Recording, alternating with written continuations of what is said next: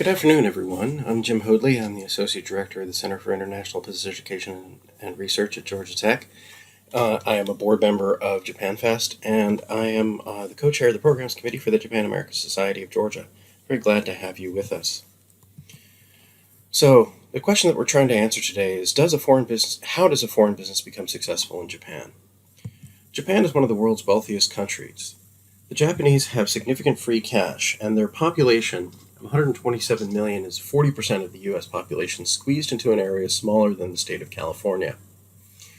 It's a highly desirable place to do business, yet many foreign companies have failed in Japan, not for a lack of trying, but for a lack of understanding. But foreign companies can succeed in Japan. What follows are 3 stories of foreign business concerns who succeeded. How these companies succeeded may not be duplicable, but the methods they use can provide inspiration to future companies which desire to become big in Japan.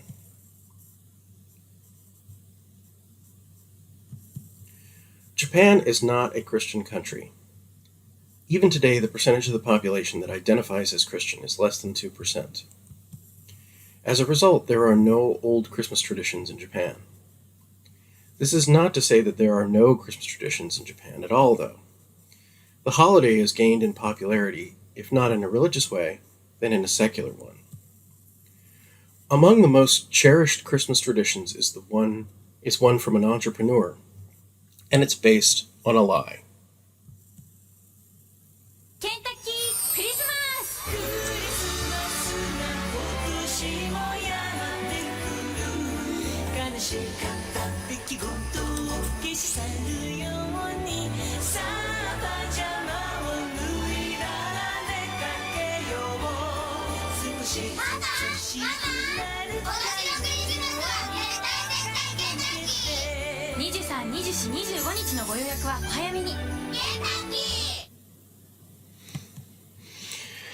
In 1970, Osaka hosted an international exposition.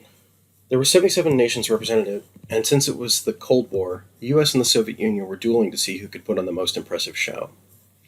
The Soviets boasted the tallest pavilion at the expo, with a towering spire topped with a red hammer and sickle. The US pavilion was also filled with spacecraft and lunar rocks collected the previous year. In the food court, they were also lining up. They were there for a brand new American food, Kentucky Fried Chicken.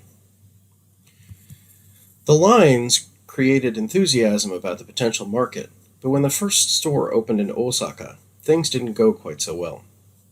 People who had lined up for chicken at the expo did not come to the Osaka store. It looked like the market entry might fail.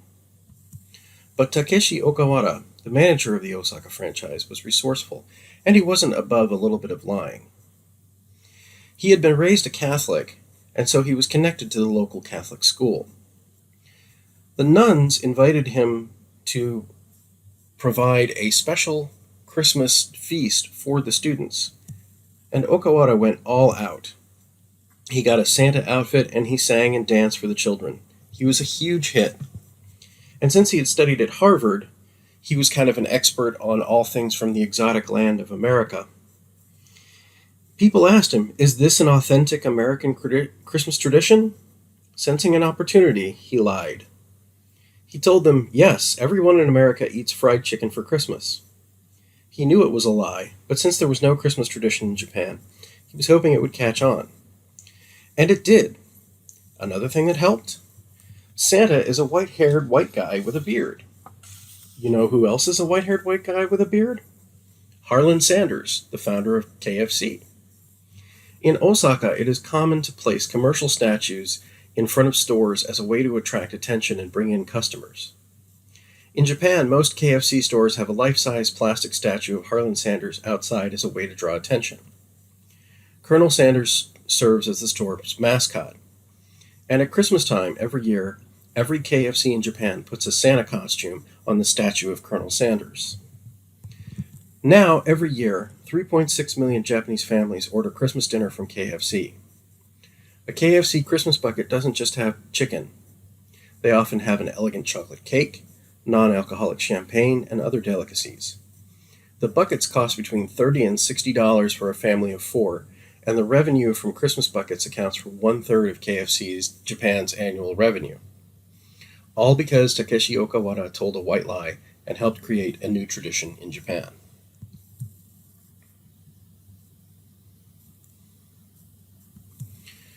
John Amos also visited the 1970 Osaka Expo.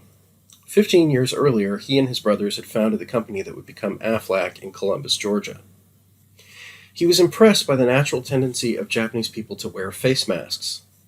He was told that the Japanese wore them to avoid catching colds. Anyone who wears a mask to prevent catching a cold, he thought, will buy insurance, especially the type of insurance that Aflac specialized in, cancer insurance. Japan was a ripe market for cancer insurance in 1970. The rapid reindustrialization after the war, together with widespread smoking and an increasingly unhealthy diet combined with lengthening lifespans, meant that Japan was a place with a growing incidence of cancer. There was a challenge, though, in the Japanese market for Aflac, as well as an opportunity.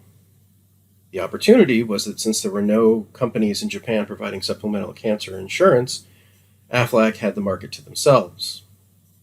Sure, Japan has national health care to pay for direct treatments, but there are no companies that sold policies to cover things not covered by health insurance. This was in part because most cancer patients in the 1970s were not told that they had the disease.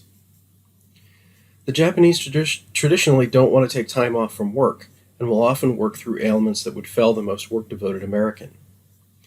The Japanese ideal for death is to die quickly and in a manner that inconveniences others the least. Cancer, of course, is often the opposite of that. So Japanese companies didn't want to sell the policies because it meant potentially having indelicate conversations. According to a 1992 survey, 87% of Japanese doctors would not tell their patients if they had a cancer diagnosis. Emperor Hirohito, who died in 1989 of cancer, was never directly informed of his illness. In 1974, when Aflac was first licensed to sell its supplemental cancer insurance policies in Japan, it was the only company that did so. It retained this market monopoly until 1981, and even today, 50% of the cancer insurance policies in Japan are sold by Aflac. Japan's attitude towards cancer seems to be changing significantly, though. The stigma attached to the disease is much lower than it was back in the 1970s. The emeritus emperor Akihito, who stepped down last year, has been fairly open about his battles with prostate cancer. Today, the majority of patients with cancer in Japan are told by their doctors, so that they may take an active role in the fight against the disease and hopefully their recovery.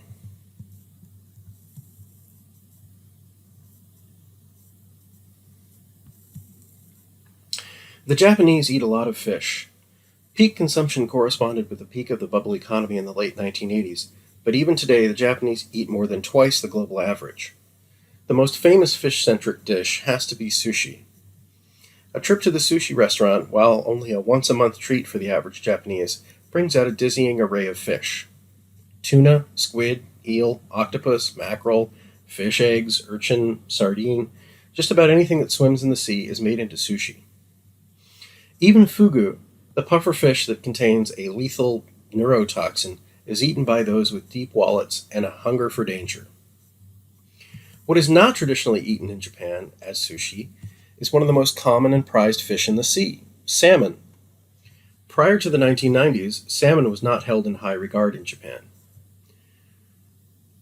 Japanese salmon, because of the location of Japan, grow up in warm waters, which means the meat is lean and often contains parasites. The only thing that can be done to salmon under those conditions of native Japanese salmon is to cook it or cure it in salt to kill the parasites. Because of this, it was treated as a garbage fish. It was never included in sushi. In Norway, during the 1960s and 70s, entrepreneurs were having success in farming salmon. So successful, in fact, that there was a surplus. So Norwegian representatives spread out across the world looking for new markets to expand sales. In 1974, Thor Listau, a member of the Norwegian Fisheries Committee, arrived in Japan and was surprised to see the low quality of salmon being consumed there. He felt that Japan presented an ideal target market for Norwegian salmon. In the 1970s, Japan produced enough fish to meet its own needs, so importation was unnecessary. But a growing, prosperous population led to overfishing and in 1980 the Japanese market was opened up. In the first several years, Norwegian salmon was treated in the Japanese market just like Japanese salmon. It was grilled or salt cured. But in 1986, Thor Listau returned to Japan, this time with a group of people tasked with working on Project Japan. Among the members of the group was Japan marketing expert Bjorn Erik Olsen. Bjorn's interest in Japan started in 1977 when he began studying Aikido in Norway. When he arrived with the group in 1986, however, they found that Norwegian ambassador Håkon Freyhau had been having Norwegian salmon sushi served at the embassy, and that they had received positive feedback from the Japanese guests who had tried it. Norwegian salmon was quite fatty, a feature that Japanese consumers preferred in other fish like tuna. Olsen had his work cut out for him. He did not want to take the approach of saying, our salmon doesn't have parasites, because that reminds potential consumers that the salmon often contains parasites. He tried appealing to Japanese sensibilities by having a mascot designed for Norwegian salmon. The little Viking was cute, but it didn't sell a lot of fish. When importers and wholesalers seemed to be a non-viable way to enter the Japanese market, they gave a myriad of excuses. They said the fish was the wrong color, the wrong smell, the wrong head shape. They needed to find a new way to generate demand. They looked to chefs to give gravitas to the concept of eating salmon raw. They even went to cooking royalty, asking Iron Chef French Ishinabe Yutaka to rep for them. Iron Chef French sang the praises of the high-fat content as well as the softness and depth of flavor of Norwegian salmon. This helped the Norwegian salmon make some advances in the market, but still demand was concentrated in certain market segments. It was not a wide-scale hit. Norwegian salmon producer Leroy began growing salmon specifically optimized for the Japanese market. It was grown in the region of Troms and Finnmark in the far north of Norway, where the waters are very cold and clean, producing salmon with a very high fat content. The supply chains were optimized so that the fresh Norwegian salmon made it from the waters of Troms and Finnmark to Japanese customers in less than a day and a half. What finally turned the tide, though, came one day when Bjorn got Nichire Foods, one of the largest food distributors in Japan, to agree to buy 5,000 tons of Norwegian salmon, but on the condition that they could only sell it for sushi, not to be grilled or salt cured. Once Nichire was carrying it, salmon began appearing across the country. First, because it was cheap, in conveyor belt sushi restaurants. Salmon's mild flavor and the high fat content made it a hit with Japanese kids almost immediately.